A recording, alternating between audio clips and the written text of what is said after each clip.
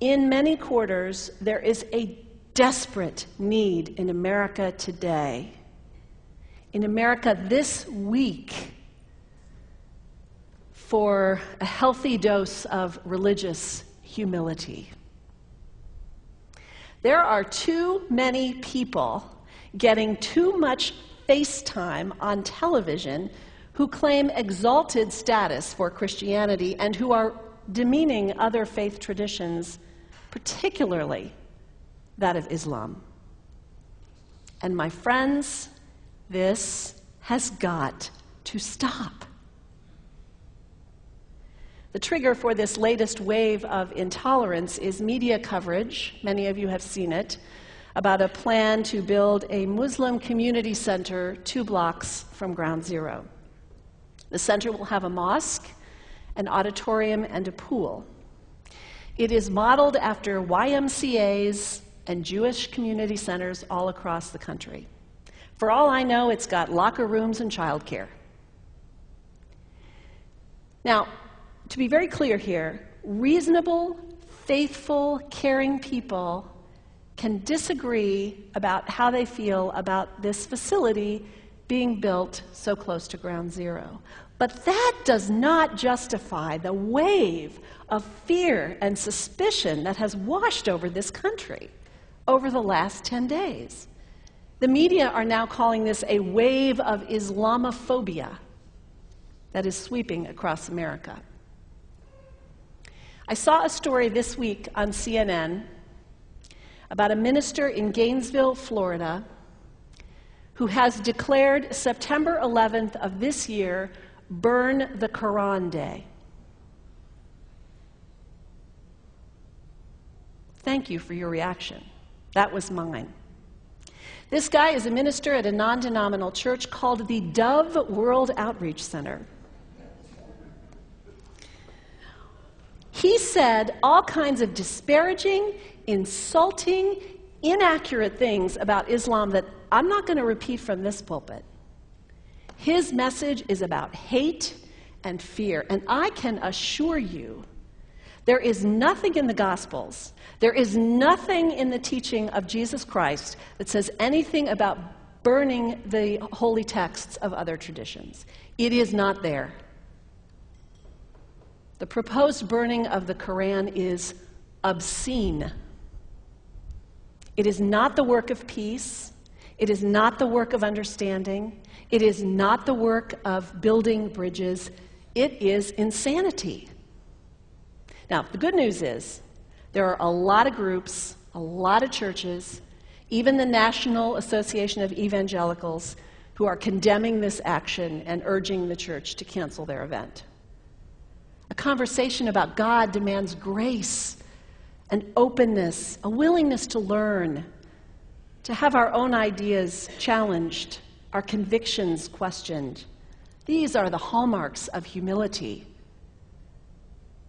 When I was in seminary, I read from someone whose name is lost to me now, when you speak of God, your voice should shake a little. You know, Jesus had no time for religious know-it-alls. He saved some of his harshest criticism for church leaders, for the Pharisees, the religious leaders who were so certain about who was out and who was in, who was holy and unholy, clean and unclean. Jesus was forever taking all this religious certainty and turning it on its head. And we can only imagine what Jesus would have said about Pastor Terry Jones and his Burn the Quran campaign. I think he would say, this has got to stop. Followers of Islam believe that the Quran is a collection of revelations received by the Prophet Muhammad from God about 1400 years ago. They believe that Muhammad was the last of a series of prophets and teachers and messengers that included Adam, Moses, Jesus, Abraham, all names revered by us as well. The word Islam means peaceful surrender to the will of God. The Quran was written at a time when the Muslim people were being driven from their homes, persecuted, and killed. The Old Testament was written at a time when Jewish people were being driven from their homes, persecuted, and killed. And religious scholars will tell you that most Holy Scriptures have stories of war and violence in them. Throughout history, most faiths have used these texts to justify violence. And if there's anyone in this room at this moment who's thinking that I've got it wrong, after church today, pull out your Bible and look up Psalm 137. And you'll see that our own text has passages that can make us uncomfortable. But also, like the Bible, the predominant message of the Quran is of peace and care and loving God, justice, care for the neighbor, care for the stranger. In the Bible, we have thou shalt not kill. In the Quran, we have whoever kills another, surely he is killing all of humanity. And whoever saves the life of another, surely he saves the lives of all humanity. These are words of peace, words of faith, words that could save the world if we would take them to heart. The second thing you can do the next time someone sends you one of those emails demonizing Islam, delete it. Don't forward it. Don't participate in the stereotyping. Don't give in to your fear. It's okay to be a little afraid. We all have those emotions. Just don't give in to it. Don't sign on for it.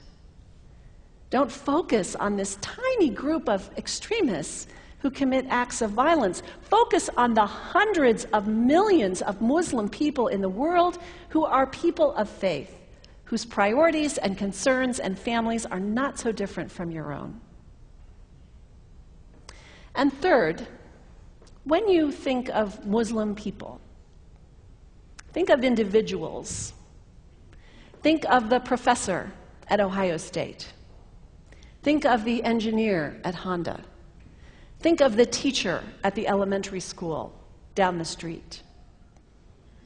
When you think of Muslim people, remember those who died on 9/11, not the hijackers. There was only a handful of them. Remember Mohammed Sunhami Hamandi. He was born in Pakistan. He came to the United States as a small child with his parents. He played high school football. He went to college. He became a part-time ambulance driver. He died, this Muslim young man, on 9/11, trying to rescue people and save lives. When you think of Muslim people, remember Mohammed Salahuddin Cloudhurry. He was a waiter at Windows on the World, which was at the top of the World Trade Center. He died that day. His wife had their baby 2 days later. When you think of Muslim people, remember Rama Salih. She was a woman, 28 years old. Her neighbors described her as fun and outgoing and generous. And she died on American Airlines Flight 11, 7 months pregnant with her first child. Remember the founder of the Islamic Circle of North America, who worked in the World Trade Center and also died on September 11th. That same group now is giving away tens of thousands of copies of the Quran in response to the campaign about burning the Quran. In the language of their own tradition, they are spreading words of faith and peace and hope. One of the ladies at the 8:30 service this morning said to me after, maybe we should declare September 11th, buy a Quran and read some of it. It is for us to share our message of love and hope and peace, but let us do it with grace and respect, and above all, humility. God grant us, as individuals, as a nation, as Christians, the humility for this work.